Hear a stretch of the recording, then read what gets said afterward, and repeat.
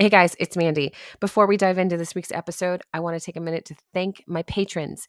You are the ones making this possible. You are the ones keeping restorative grief both on the airwaves and in the lives of people who need grief support and a better understanding of how to support themselves through their losses. So if you're interested in joining us, you can visit my website, mandykpart.com, for all the links to check out the premium episodes and premium content that are available to you by becoming a patron.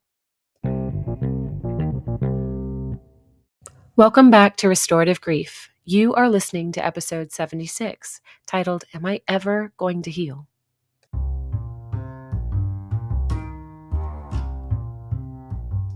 This week is a short and sweet invitation into a new way of thinking. I've been feeling a little under the weather, as you might be able to hear, for the last 4 weeks. Migraines, a weekend of food poisoning, the flu, and now what is clearly a cold are making me seriously reconsider the pace at which I'm working. If you know anything about me, that pace is very steady. But that level of intensity can't sustain, especially for those of us in pursuit of healing. So whether it's physical, spiritual, mental, or emotional, the truth and reality of our healing is important to remember when the unwellness seems never-ending.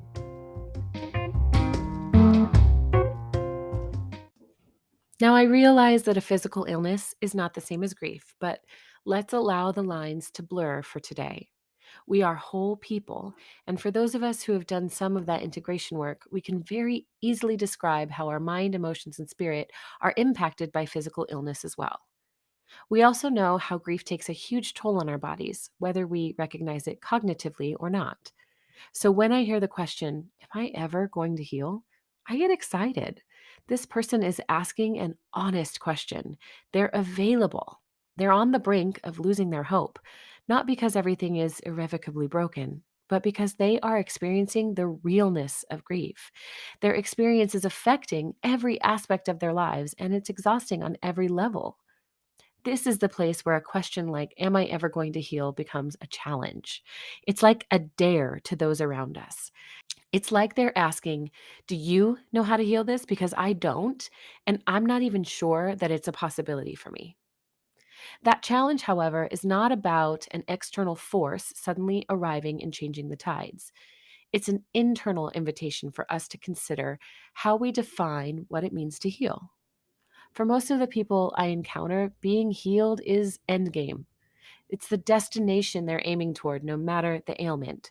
And this is where our first invitation gets messy, and often grievers walk away from working with me, to be completely honest, because healing is not a destination, and I am clear about that from the start.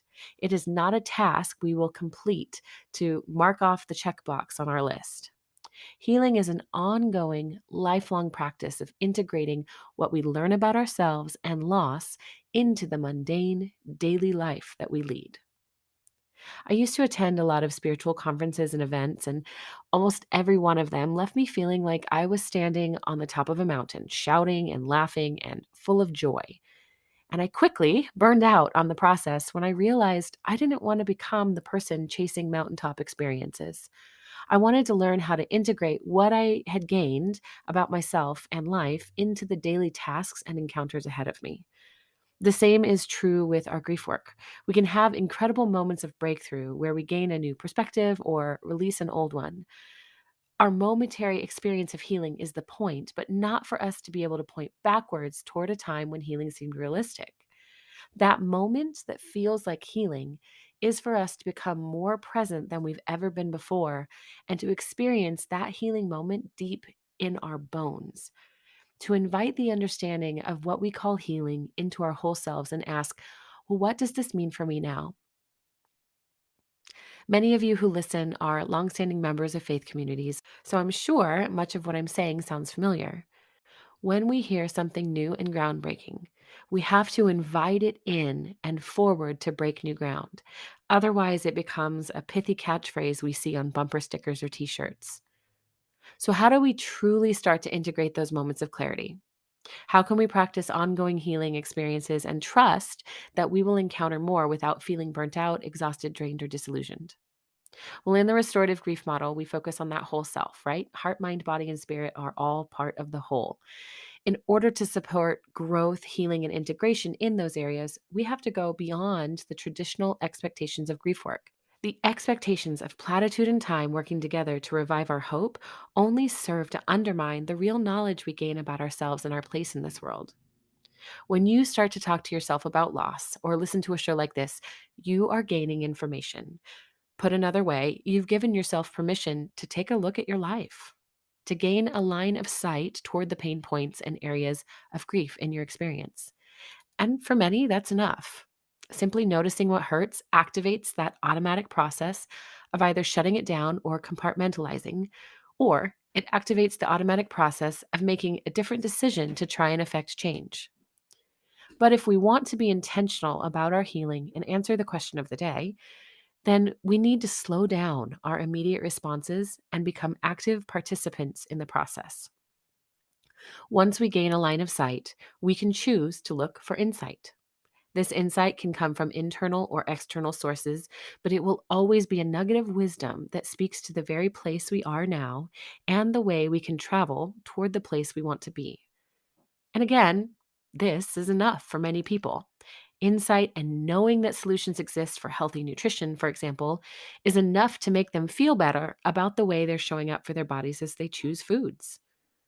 But if we want to convert and make something new from our insight, we have to become intentional with our actions.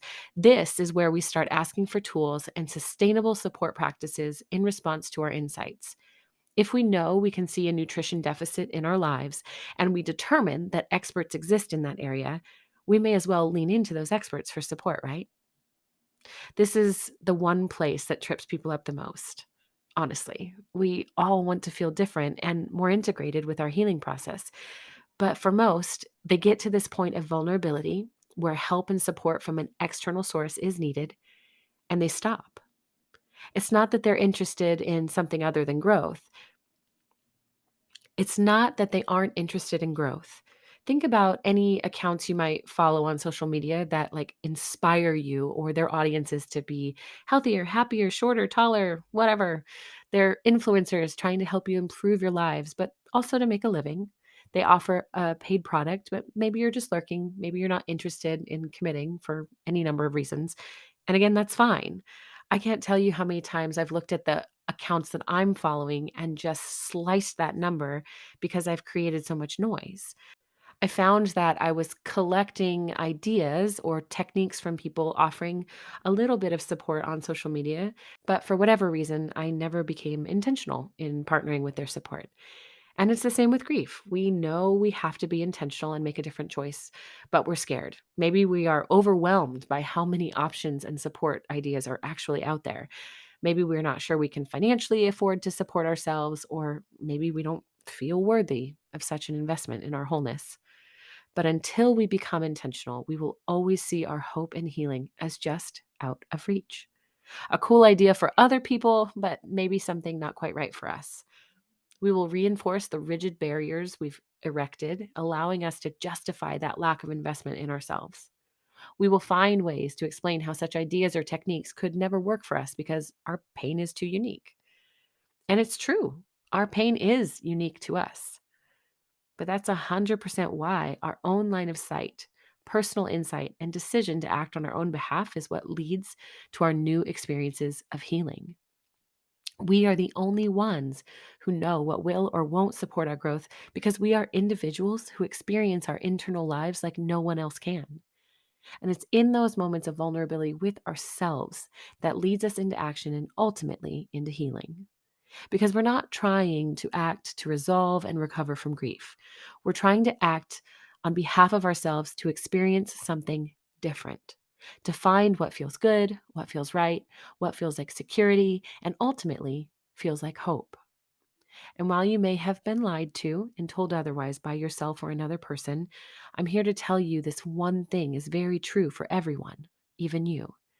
Healing is your right, and it is entirely possible for you to feel very differently as you grieve.